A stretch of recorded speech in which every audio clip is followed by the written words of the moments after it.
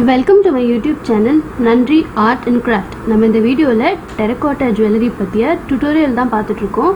இப்போ அது tutorial number 5 மார்க்கெட்ல அவேலபிளா இருக்கக்கூடிய mold எப்படி யூஸ் பண்றதுன்னு தான் பார்க்க போறோம். இதுக்காக நான் வந்து Vinayagar mold and Lakshmi mold எடுத்துர்க்கேன். உங்களுக்கு வெளியில பார்த்தாலே அதோட டிசைன் வந்து நல்லா தெரியும்.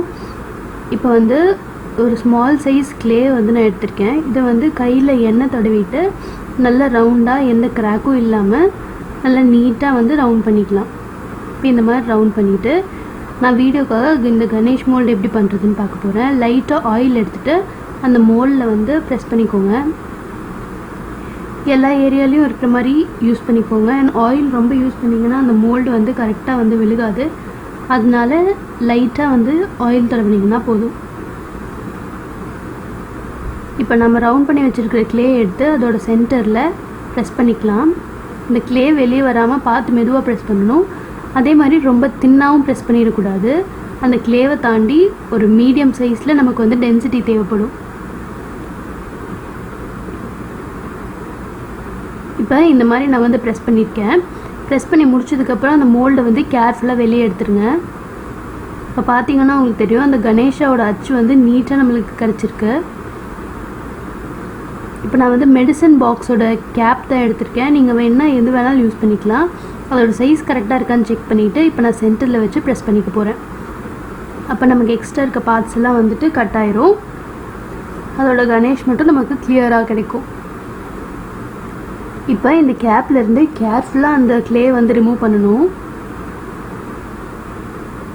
clay-வை சுத்தியும் பாத்தீங்கன்னா நிறைய வந்து பிசிர் மாதிரி இருக்கும். ஒரு நீட் ஃபினிஷிங் இருக்காது. அத நம்ம கையில வந்து லைட்டா ஆயில் இல்லனா வந்துட்டு வாட்டர் பெஸ்ட் வந்து வாட்டர் தான். வாட்டர் தொட்டுட்டு பிரஸ் பண்ணி நீட்டா வந்து கிரீஸ் பண்ணீங்கன்னா அது வந்து நீட்டா வந்துரும். அந்த மாதிரி தான் நான் பண்றேன்.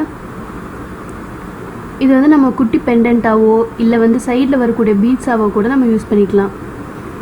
நீங்க இதர் வந்து இந்த விநாயகருக்கு மேல ஹோல் போட்டு யூஸ் பண்ணிக்கலாம்.